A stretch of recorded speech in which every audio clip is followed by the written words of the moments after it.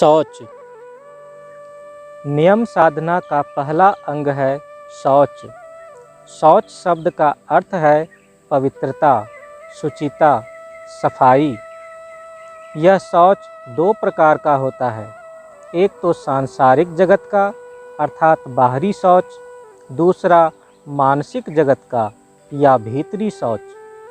शौचंतु द्विविध प्रोक्तम बाह्यम अभ्यंतरं तथा मृज्जलाभ्याम स्मितम बाह्यम मनः शुद्धिस्तथांतरम। मिट्टी, जल या तरह तरह की औषधियों के यथोपयुक्त व्यवहार को बाहरी शौच कहते हैं, जिनसे शरीर, कपड़े या रहने का घर आदि साफ सुथरे रहते हैं।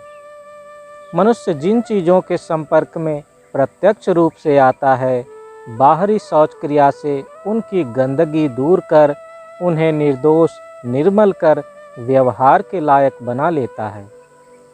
प्रवृत्तियों से प्रेरित होकर मनुष्य बिना विचारे ही सब दिशाओं से ज्ञान शून्य होकर अपनी मानसिक शक्तियों को भोग्य वस्तुओं की ओर ले जाता है, या किसी की हानि की चिंता करे या न करे, अपने स्वार्थ भाव से अपने को गिरा कर रखने के अभ्यास करते करते अंत में अपने को जरवत कर डालता है। उस समय मन में अनेक प्रकार की ग्लानि होती है। उसके फलस्वरूप मन में विकार उत्पन्न होते हैं। उन्हें मन का मैल कहा जाता है। उदाहरण के लिए देखो, यदि कोई परिचित व्यक्ति कभी एकाएक खूब नाम कमा ले, विद्या बुद्धि या धन दौलत पाले, तो बहुत लोगों के मन में ईर्ष्या भाव जग उठता है। वह सब गुण व द्रव्य आदि कमाने का सामर्थ्य स्वयं उसमें कितनी है, इसको बिना विचारे ही मनुष्य दूसरे की उन्नति देखकर मानसिक क्लेश पाता है। ऐसी उन्नति करने वाले यद्यपि कभी भी उसकी कोई क्षति नहीं करते हैं, तब भी वह हिंसा वृत्ति से अंधा होकर उनकी हानि करने की कोशिश करता है या इसकी चिंता करता है। जहाँ स्वार्थ बोध में बाधा पड़ती है, वहाँ की तो बात ही अलग है। वैसी अवस्था में तो जो भले आदमी कहे जाते हैं, उनका मन भी बहुत जल्दी कलुषित हो जाता है। जैसे मनुष्य के घर, कपड़े आदि धूल पड़ने से थोड़े समय में ही गंदे हो जाते हैं, उसी प्रकार एक अति साधारण प्रवृत्ति के उठने से उससे भी कम समय में मानस देह बहुत अधिक मलिन हो जाती है। इसलिए शरीर, घर, कपड़े आदि को साफ रखने की ज़रूरत है ही, उससे भी अधिक मन को साफ रखने की ज़रूरत है।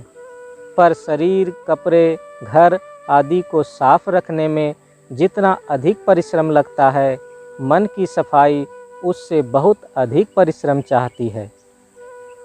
इसलिए बुद्धिमान मनुष्य एक क्षण के लिए भी अपने मन की पवित्रता नष्ट नहीं होने देते। सदा प्रवृत्तियों के आंधी के विरुद्ध सावधान रहना होगा। अपने को कभी भी आंधी के मुख में छोड़ देने से काम नहीं चलेगा। बाहरी और भीतरी सफाई में एक यह भेद भी है कि बाहरी गंदगी दूर करने के लिए अपने भी थोड़ी देर के लिए अशुचिता के पंख में उतरना पड़ता है। शरीर, वस्त्र या घर आदि की सफाई के समय अपने भी कुछ समय के लिए अधिक गंदी चीज़ों के संपर्क में आना पड़ता है। किंतु मानसिक शुद्धि की प्रचेष्टा में अपने को अधिक से अधिक पवित्र रखने से ही सिद्धि लाभ होता है।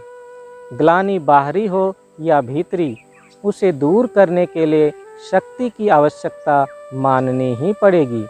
शक्ति के सहयोग के द्वारा ग्लानि को मूल वस्तु से दूर कर मूल वस्तु के स्वरूप को पहचान लेना होगा। खाद को पृथक करके ही असली सोने का वजन जाना जाता है। यह शक्ति संप्रयोग निश्चय ही एक विशेष प्रकार की क्रिया है। इसलिए कहना पड़ेगा कि बाह्य शौच बाहरी क्रिया है और मानसिक शौच भीतरी क्रिया है। जो क्षुद्र स्वार्थ बोध मानस देह के पोर पोर में घुसकर उसमें विवर्णता लाता है, उसे बहुत ही भारी बोझ बना देता है। उसी क्षुद्र स्वार्थ की ग्लानि को दूर करने के लिए उसे साधना की अग्नि में भस्मसात कर देना होगा। यह साधना होगी क्षुद्र स्वार्थगत साधना के ठीक विपरीत, अर्थात यह साधना ऐसी होनी चाहिए जिससे मन के प्रत्येक रंध्र से अपवित्रता की बची खुची ग्लानि और कालिमा भी बाहर होने को बाध्य हो जाए।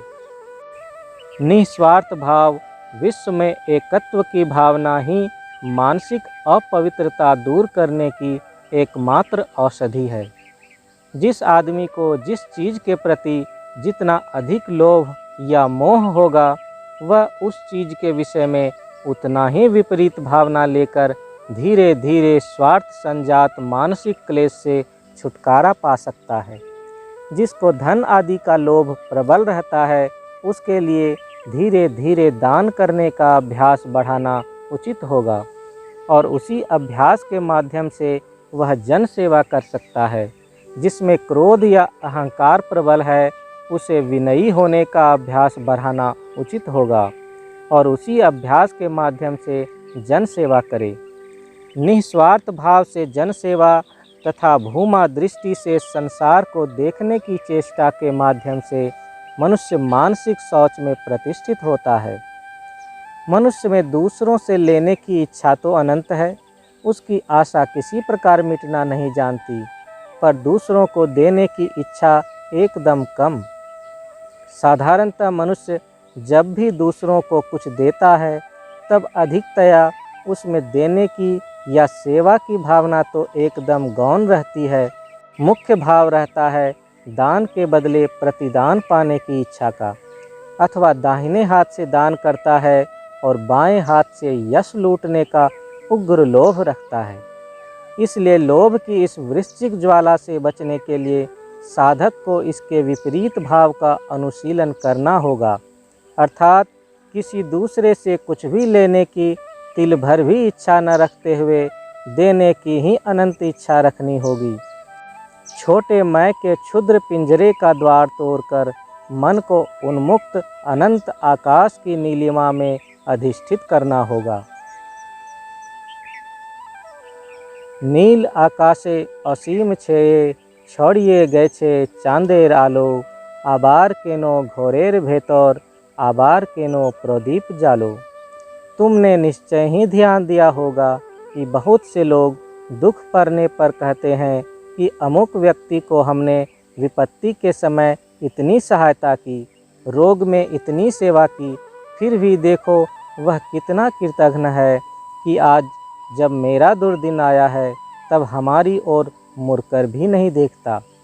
इतना ही नहीं, अभिशाप देता हुआ भी कह डालता है, भगवान सब देखते हैं, सब कर्म का फल उसको भोगना ही होगा। मनुष्य प्रायः ही ऐसी बातें कहा करता है। समझ लो, इस तरह की उक्तियाँ मानसिक नीचता की अत्यंत कुत्सित अभिव्यक्ति है। इस प्रकार के लोगों ने कभी मानसिक शौच के लिए साधना नहीं की। इन लोगों ने किसी दुर्दीन में या रोग में सेवा नहीं की। असल में इन लोगों ने मनुष्य की दुरावस्था का सुयोग पाकर मनुष्य को थोड़ी कुछ सहायता अग्रिम स्वरूप दी थी, यह सोचकर कि बाद में सहायता पूरे सूद ब्याज समेत वसूल करूँगा।